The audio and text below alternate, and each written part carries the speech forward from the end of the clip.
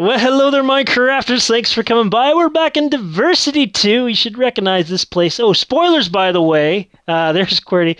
We're back in the puzzle branch. Definitely play this before we start talking about this. Play the map, and you probably have if you're doing it. But yeah, and check out the other episodes. And they're referring to this to try to figure out what to do. In which case, use the hints, guys. Cheaters. Okay, so last time we talked about the first. This is the puzzle branch. Last time we talked about the first puzzle. A little bit complicated, but hopefully you could stick with it. But either way, we're gonna go ahead into the second puzzle here. Oh yeah, by the way, we did forget to talk about your skin. Skin. Yes. Eccleston.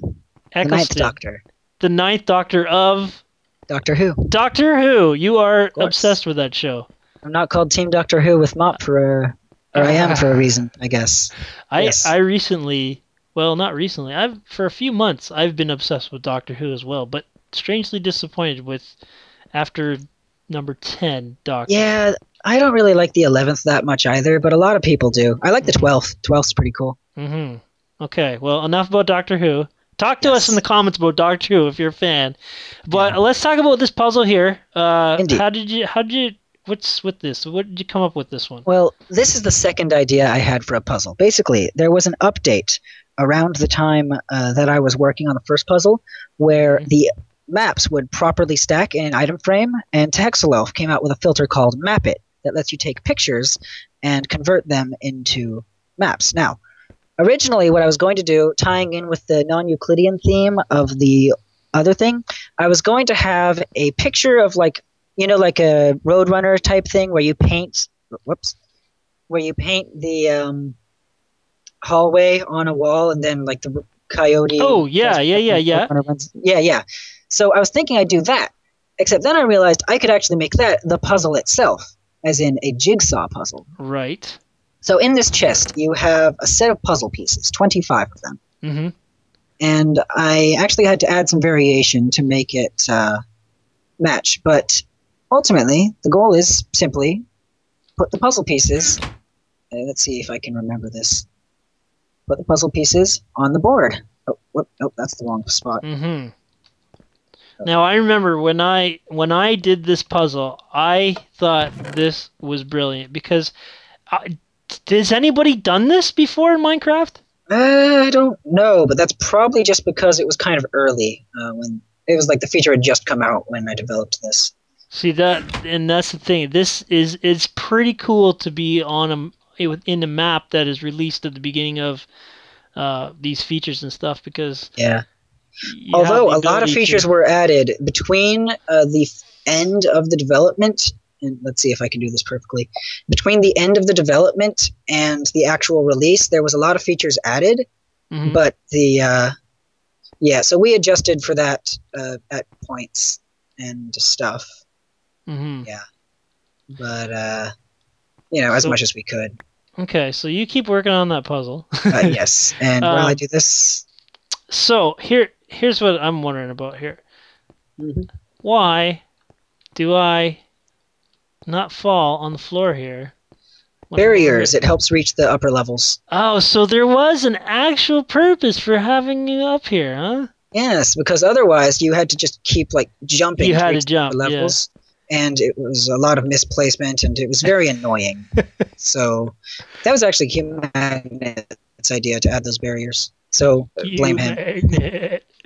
Okay, so yeah, and we're developing this little thing. I think this puzzle may be some people's favorite just because it's really straightforward. You kind of know exactly what you need to do, and it's not too difficult. You really don't even need the hints for it. Yeah, one thing that a lot of people got stuck on, though, is... Let's see if I can find the... here it is. So these torches up here, they kept putting them in the wrong order, then getting confused. That gray spot really clearly outlines what order they're supposed to be in. People were putting them in this order, and the outlines clearly do not match there. Mm-hmm. But it's different. When you're the map maker... You assume certain things. I suppose so. Anyway, I'm almost done. That goes there. I have practiced at this, can't you tell? Yes, there we go. So what do we have? So that is a sheep, which is a running sheep. theme in this map. Is that intentional? Complete coincidence. No, it actually isn't.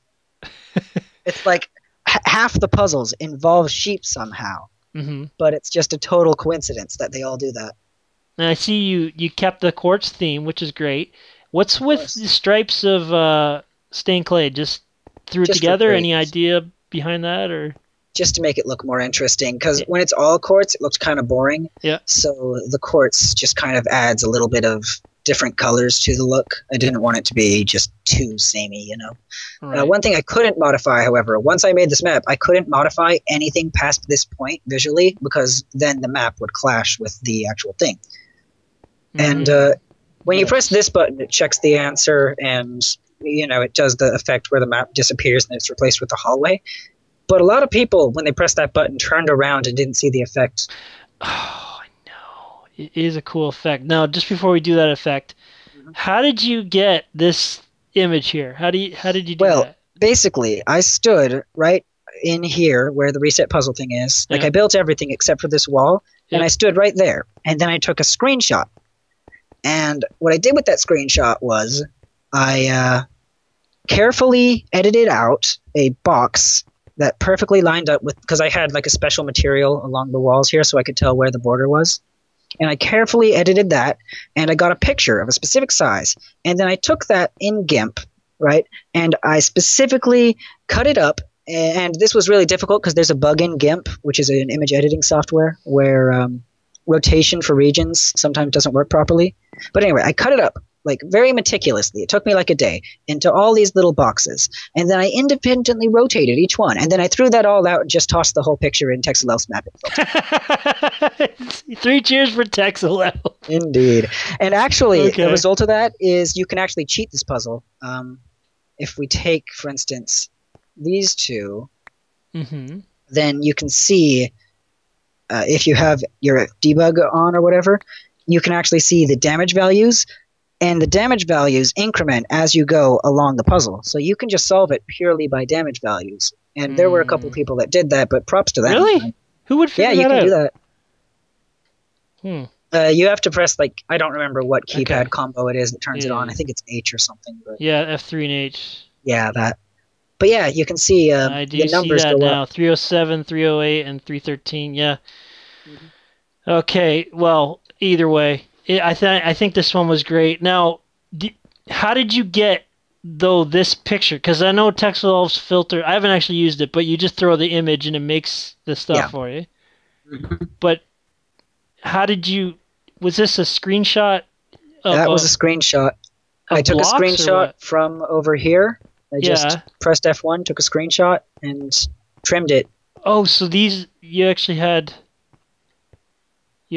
blocks or something on the wall? Yeah. You'll see once we clear out this wall, but... Oh, okay. Yeah. All right, I just didn't have this wall here. Could you put those maps back? You said it won't solve unless you put them back. I guess that's necessary. Yeah. Okay. Although, should we explain the mechanics before we press that button? We could probably explain them after we hit it, right? Yeah, you're right. Yeah, okay. So when you press this button, I'm going to watch the cool effect. It just turns us invisible, and there you go. And you barely notice it. You barely notice it, but enough to be like, oh, that's a sheep. That's a sheep. Yeah, and it's like suddenly this whole room, like you are building the next puzzle, because this is actually the next puzzle. Here. Yeah. Okay, let's go outside, talk about the commands. We'll try and dumb it down a bit better this time, I think. All right, this one's simpler. So. First of all, give effect night vision. Effect. Oh yeah, I actually have that command saved here somewhere. 999. Oh, you gave it to me? Okay, great. Yeah. And I'm gonna creative. Now, where are you? There you are. Oh, right here. You didn't do the true effect. Particles. Okay. There you go. I set it to false. Thank you. There we go. Okay. What did you do? There. Much better. Okay. So there's a couple circuits, but it's pretty simple. I think this is the reset. But basically all I do is, for the actual reset, I just clone a chest, which there's a chest down here containing all the maps. Oh, yeah, right. Okay. Yeah. And I've talked about this. Instead of using a huge long command that sets every individual thing in your chest. Just make an item, then clone it. What do you want? It's a lot easier. It is. It really is. Plus, then I can modify it more easily. But Exactly. yeah, so that gets cloned, and it clears out. It deletes the item frames and clears out the wall, and then replaces it with a new one. And so that's the reset, and it just clears out all maps. And that's right. All that jazz. Here, yeah, that's this thing. This is the reset. If you look at the individual commands, you can sort of see it kills the items and stuff, but it's not super important. Right. Killing all the item frames in that section. Yeah. I always tell people go to creative. Now remember, in Puzzle Branch, you have to add that scoreboard. Puzz Creative 1. Puzz Creative 1, so you can look at this, but look at it for yourself. Look at the commands, see what they do if you're really interested. Originally, we were going to make it so you get your score set to Puzz Creative 1 when you beat it, but there wasn't really a way to go back to the Puzzle Branch anyway, so we didn't bother. Okay. All right. So that's your reset. But how do you check? How do you check? Now this is pretty fascinating to me. But so when you press the button, it this is actually a command that you'll see a lot. This is just to reset the hint book in case they lost it. It just gives them an empty hint book. Right. So I put that all over the place. But so it does a little T-flop, and what it does is it like teleports you in there, gives you invisibility, which is still 14 in this version because it was earlier. Okay, so this effect 14, that's what Qwerty's talking about, is invisibility. Yes, yes. And over here why do you need invisibility? Because if you don't have invisibility, then if you have multiple players in the room, you'll see the back of their head instead of seeing the field. Oh, okay. Very good tip. Okay. And over here you have the item timer, where it creates an item with a specific age of 5,900. Now, that increases 1 per tick, and when it reaches 6,000, it despawns. So that would be 10 seconds, I think, maybe something like that. So instead of redstone repeaters, you like to put items that are going to despawn soon for a certain Yes, and it's a very efficient way of doing it for longer delays. But over here, so once that despawns, it basically resets this thing. And it actually checks... I forget where it is. Here. Down here, it actually checks whether it is solved. And if it's not solved, then it prints, like, the puzzle's not solved and boots them out. But when it checks if it's solved, it's up here where it runs. Now, I had to do this line by line, so it's kind of tricky, but essentially what I had to do... Where does this start first here? Where does it start first? Let's see if I can remember. Probably I think up here.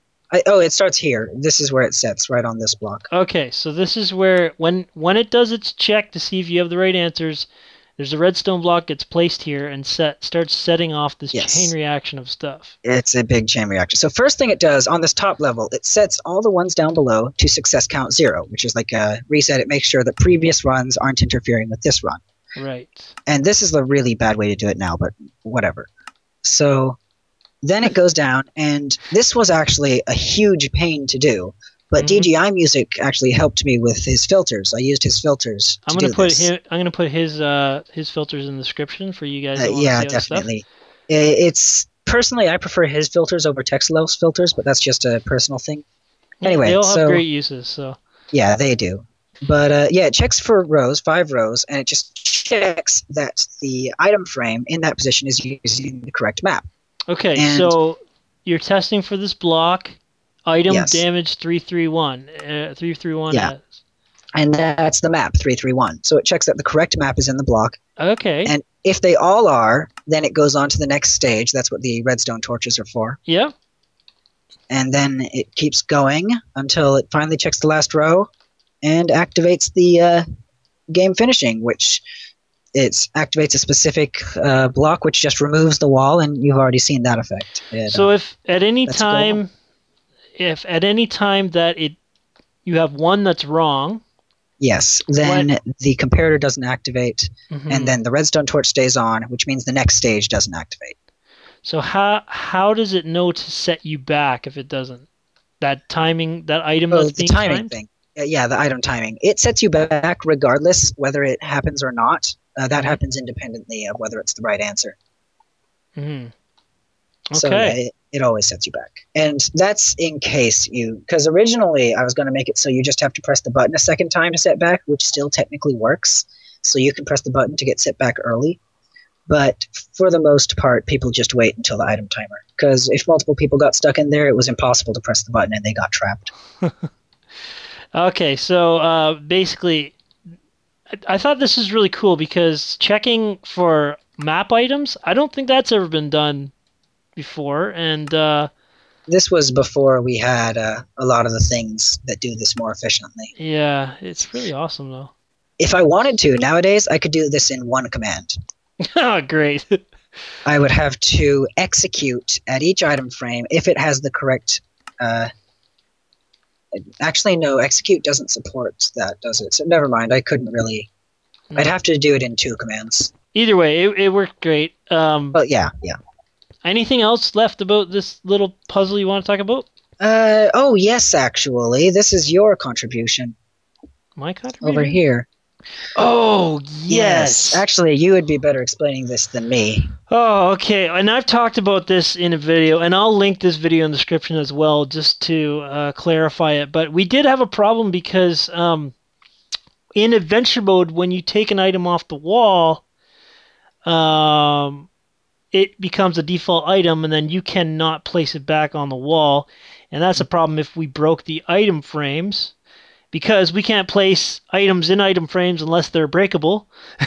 So we had to come up with a system that was able to basically let the players put the map pieces on the wall, the puzzle pieces on the wall, and then if they accidentally broke the item frame, they could put the item frame back on the wall, and they wouldn't be able to break anything else in the map. So basically, there is a filling clock here. I think you made a fill replace clock. You're obsessed with those. But anyway, basically, we're putting a score, puzz frame it is what it is here, on any item that gets dropped in that section. And then whatever that item is with that score, we replace it with this allows it to be placed on stained clay. So basically, if you drop an item in here, the item frame, we're going to replace it with an item frame that you can put back on the wall seamlessly. Really, almost just to make it so that the player doesn't realize there's been anything that's actually happened. But in terms of map making, we've tried very hard to make it so it's seamless. But, and it works pretty well because most players don't even notice it exists. They just take it for granted that they can put it back on the wall. They don't even think that there is a system there, which is exactly what we were going for with that. That's exactly the best way to do map making, hidden secrets. But definitely check out the video if you want more in-depth info about that. But yeah, let's finish up this one. So then you open this up. Yep, you finish it off by opening that chest. And you don't realize you're actually in a different puzzle. Yes, it swaps out this whole half of the room. We will talk about this one in the next episode. Hopefully that was a little bit slower paced in the command information for you. Yeah. Anyway, Qwerty, any last words? No, not really. No, not really. I think your last words were better, but next time we'll be talking about, what's this one called? This is the logic puzzle, there's a reason I give them a free hint when they unlock this one. Oh, okay. All right, well, see you next time, guys. Enjoy your Minecrafting, and have a great day. You didn't say bye. And cut.